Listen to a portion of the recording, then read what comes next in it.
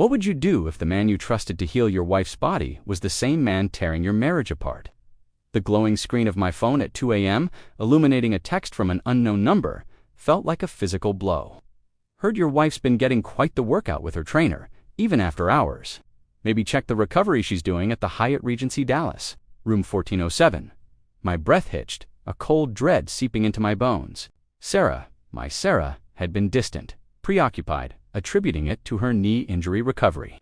I'd even hired Mark, the charismatic personal trainer from Peak Performance Gym on McKinney Avenue, specifically to help her. Now, this anonymous message, a digital whisper of betrayal, painted a horrifying picture.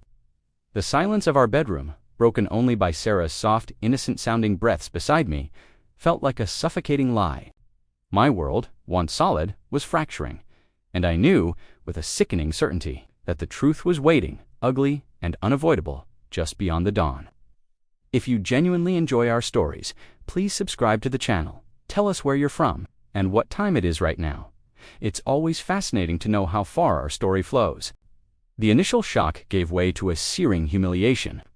I, David, the devoted husband who'd built a life around Sarah, was being played for a fool. The image of Mark, with his chiseled physique and easy smile, now twisted into a sneering villain in my mind. Sarah's knee injury, sustained during a charity run, had been a genuine concern. I'd seen her pain, her frustration, and had genuinely believed Mark was her path back to health. Instead, he was leading her down a path of deceit. Subtle shifts in Sarah's behavior, once dismissed as stress, now screamed betrayal. Her phone, once left carelessly on the counter, was now always clutched in her hand or face down. Late-night work calls became more frequent, her explanations vague and hurried. She started showering immediately after her training sessions, a new habit she claimed was for hygiene. But now, I saw it as an attempt to wash away the scent of another man. The credit card statements, usually a blur of household expenses, began to show charges for spa treatments at the Hyatt Regency, always on the same days Mark trained her. Each discovery was a fresh stab, confirming the anonymous tip. I tried to talk to her to bridge the growing chasm between us. "Sarah, is everything okay?" "You seem distant." She'd brush me off, her eyes cold, a defensive wall rising between us. "I'm just tired, David. Recovery is exhausting. You wouldn't understand." Her words, once comforting, now felt like calculated barbs, designed to push me away, to make me doubt my own perceptions. She became manipulative, turning my concerns into accusations, making me feel guilty for even questioning her. "Are you accusing me of something, David? After everything I've been through?" The victim card played with chilling precision.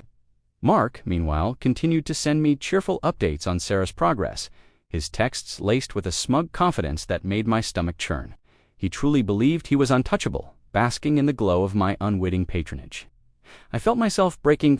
The man who had once been confident, secure, was now a hollow shell, consumed by suspicion and pain. Sleep became a luxury I couldn't afford, my nights spent replaying conversations, dissecting glances, searching for the moment I'd missed the signs. The emotional toll was immense, but beneath the despair, a cold, hard resolve began to form. I wouldn't just leave. I would dismantle their world, piece by agonizing piece. My revenge began with meticulous planning. I hired a private investigator, a discreet woman named Elena from Dallas Investigations on Commerce Street. Her task: gather irrefutable proof. She installed hidden cameras in Sarah's car, tracked her movements, and documented every illicit rendezvous at the Hyatt. The evidence piled up: photos, videos, timestamps, hotel receipts. I also consulted with a divorce attorney, Ms. Evelyn Reed, whose office overlooked Clyde Warren Park. She outlined the legal landscape, the financial implications, and the best strategy to ensure Sarah received nothing but the consequences of her actions. I learned about Texas community property laws, about marital waste, about the legal avenues to expose infidelity in court. The traps were set. I subtly encouraged Sarah to invest her recent inheritance in a joint venture, a high-risk real estate deal I knew would fail, but which would legally entangle her assets with mine. I also started recording our conversations, especially when she was being dismissive or manipulative, building a dossier of her character. I leaked carefully curated anonymous tips to a local gossip blog. Dallas whispers, hinting at a prominent local figure's wife and her scandalous affair with her personal trainer. The seeds of public exposure were sown, waiting for the right moment to bloom. The day of reckoning arrived.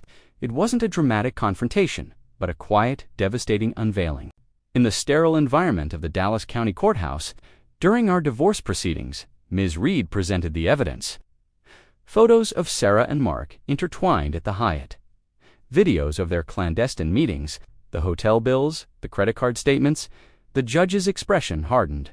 Sarah's face, initially defiant, crumbled into a mask of horror as her carefully constructed lies imploded. The gossip blog, now emboldened by the court proceedings, published a scathing exposé, complete with blurred but recognizable images. Her friends, her social circle, the women she'd once looked down upon, all saw the truth. Her reputation, her carefully cultivated image, shattered into a million pieces. Mark, the smug trainer, was fired from Peak Performance Gym, his career in tatters. The gym, fearing a scandal, issued a public statement condemning his actions. He tried to deny everything, but the evidence was overwhelming. He was just a footnote in Sarah's downfall, a casualty of her recklessness. Sarah lost everything. The joint venture collapsed, taking her inheritance with it. The divorce settlement. Thanks to Ms. Reed's strategic maneuvering and the overwhelming evidence of marital misconduct, left her with virtually nothing. Her social invitations dried up. Her once vibrant life in Dallas became a desolate landscape of isolation and regret. I saw her once, months later, working as a cashier at a grocery store on Greenville Avenue. Her eyes hollow, her arrogance replaced by a weary resignation. She didn't see me, and I didn't approach. There was nothing left to say. The silence that followed was not triumphant, but heavy, cold, and absolute. The end.